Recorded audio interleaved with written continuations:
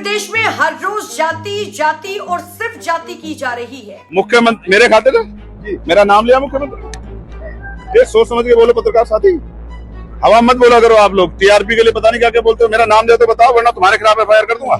पहले अंग्रेज भारतीयों को बांटते थे, लेकिन आज के समय में हमारे नेतागण हिंदुओं को जातियों में बांट रहे हैं और हर नेता का सिर्फ एक लक्ष्य है कि जितना हिंदू बटेगा उतना ही उनको फायदा होगा और उतनी ही उनकी राजनीतिक रोटी सिकेगी। और आप लोग ये समझ लीजिए कि साल 2027 का चुनाव आते आते उत्तर प्रदेश को जातीय हिंसा में झोंक दिया जाएगा। अब जाति के नाम पर बवाल करने की जिम्मेदारी एक और नेता ने ली है। यहाँ तक कि उस नेता ने एक पत्रकार को भी धमका दिया है।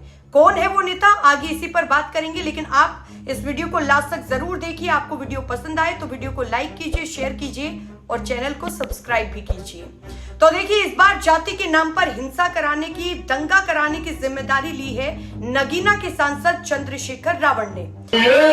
अभी तो ये लड़ाई है, आगे और लड़ाई है और इस लड़ाई को जीतने के लिए मैं चाहता हूं कि घर घर में चंद्रशेखर पैदा किया जाए। सही पहचाना है, ये वही चंद्रशेखर रावण है जो मायावती की जगह लेने के लिए हाथ पैर मार रहे हैं। ये वही चंद्रशेखर रावण है जिनके लिए डॉक्टर रोहिणी के बहुत सारे बयान अभी फिलहाल आ रहे हैं और चंद्रशेखर रावण के खिलाफ रोहिणी ने महिला आयोग में भी शिकायत दर्ज कराई है और उन्होंने कहा है कि मेरी तरह सांसद साहब ने बहुत सारी लड़कियों का शारीरिक शोषण भी किया है। पूरी लिस्ट मेरे पास है और अब मैं ये लड़ाई शुरू कर रही हूँ सांसद चंद्रशेखर रावण के खिलाफ। तो आप लोग समझ गए होंगे कि कौन है चंद्रशेखर रावण। तो अब वापस मुद्दे पर आते हैं। तो चंद्रशेखर रावण ने एक मुद्दा पकड़ा है और वो मुद्दा है प्रयागराज के कौशाम्बी का। वहां पर एक वारदात हुई थी दो पक्षों के बीच में। तो चंद्रशेखर रावण ने कहा कि पीड़ित परिवार से मिलना चाहता हूं और दोनों पीड़ित परिवारों की बात सुनकर उनके आंसू पोंछना चाहता हूं। और तब चंद्रशेखर रावण प्रयागराज पहुंचे तो उनको पुलिस ने रोका और चंद्रशेखर रावण को पुलिस ने सर्किट हाउस, वहां पर पुलिस ले गई। पुलिस ने कहा कि अगर आपको दोनों परिवारों से मिलना है, अगर आपको दोनों परिवारों के आंसू पूछने हैं, तो हम दोनों परिवारों को सर्किट हाउस बुला देते हैं। आप यहाँ पर उनसे बहुत आराम से मिलिए, बहुत आराम से उनके आंसू पोंछिए, फिर आप वहीं से ही अपने घर वापस चले जाइए। लेकिन चंद्रशेखर रावण ने कहा कि ना, मैं तो कौशाम्बी ही जाऊंगा क्योंकि मेरे वहां पर 5000 समर्थक बैठे हैं। और सर्किट हाउस से ही चंद्रशेखर रावण ने अपना एक लाइव वीडियो बनाया और उस वीडियो को पोस्ट कर दिया कि वो आंसू पोंछने आए थे लेकिन उनको आंसू नहीं पोंछने दिया जा रहा है। अब आप लोग मामला समझिए, ये पूरा मामला है 28 मई का। 28 मई को प्रयागराज के कौशाम्बी के लोहांडा गांव में एक पाल जाति के प्रधान ने एफआईआर दर्ज कराई। किसके खिलाफ? सिद्धार्थ तिवारी के खिलाफ, कि उसने मेरी 8 साल की बेटी को पकड़कर उसके साथ जोर जबरदस्ती की है, उसका शारीरिक शोषण किया है। फिर उसके बाद लड़की का बयान लिया गया और 29 मई को लड़के को, यानी कि सिद्धार्थ तिवारी को जेल भेज दिया जाता है। उसके बाद सिद्धार्थ तिवारी के पिता राम बाबू तिवारी हर किसी को जाकर ये कहते थे कि हमारी आपसी पुरानी रंजिश है, लेकिन मेरे बेटे ने कुछ गलत नहीं किया है, उन्होंने बदला लिया है, सिर्फ उसे फंसाया गया है, हमारी कोई सुन नहीं रहा है।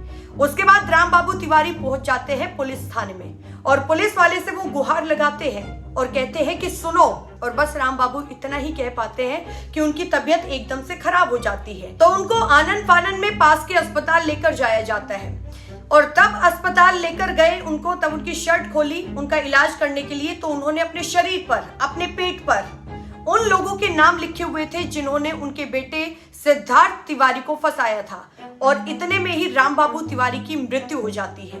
अब मृत्यु होने के बाद इस पूरे मामले ने जोर पकड़ लिया, तूल पकड़ लिया। फिर इस पूरे सीन में, इस पूरे मामले में उत्तर प्रदेश के डिप्टी सीएम की एंट्री होती है और वो कहते हैं कि मामले में एक एसआईटी का गठन किया जाए। और एसआईटी गठन के 4 से 5 दिन बाद एसआईटी को यह पता चलता है कि ये मुकदमा आपसी रंजिश के लिए झूठा लिखवाया गया था, आधा अधूरा मेडिकल किया गया था और सिद्धार्थ तिवारी को गलत जेल में भेजा गया था। एसआईटी की रिपोर्ट के आधार पर सिद्धार्थ जेल से बाहर आ जाते हैं और सिद्धार्थ के पिता ने जो जहर खाया था, सुसाइड किया था, उस केस में प्रधान जी के परिवार के 4 से 5 लोग फंस जाते हैं उनके खिलाफ एफआईआर हो जाती है। और ये सारी घटना जो मैंने अभी तक आपको बताई है, ये है 28 मई से लेकर 10 जून के बीच की। अब इसी बीच अखिलेश यादव की एंट्री होती है इस पूरे मामले में, और अखिलेश यादव कहते हैं कि ये दो जातियों को आपस में भिड़वाने के लिए दोनों डेप्यूटी सीएम, एक केशव प्रसाद मौर्य और दूसरे ब्रजेश पाठक, आपस में खेल खेल रहे हैं। दोनों डेप्यूटी सीएम अपनी अपनी जाति के लिए बैटिंग कर रहे हैं, और इस पूरे मामले में फिर पाल और ब्राह्मण दोनों जातियों के लोग भी कूद जाते हैं। ये सिलसिला बहुत दिनों तक चलता रहा। अब इसी बीच नगीना के सांसद चंद्रशेखर रावण कहते हैं कि चलो भैया, रोटी हम भी सेक लेते हैं। तो चंद्रशेखर रावण को तब कहा गया कि आप परिवार से सर्किट हाउस में मिलिए, हम परिवार को सर्किट हाउस ही बुला देते हैं। तो वो मना कर देते हैं कि मैं तो वहीं पर ही जाऊंगा, यानी कि कौशाम्बी ही जाऊंगा। उनको रोका गया तो उनके समर्थक वहां पर बवाल उन्होंने करना शुरू कर दिया।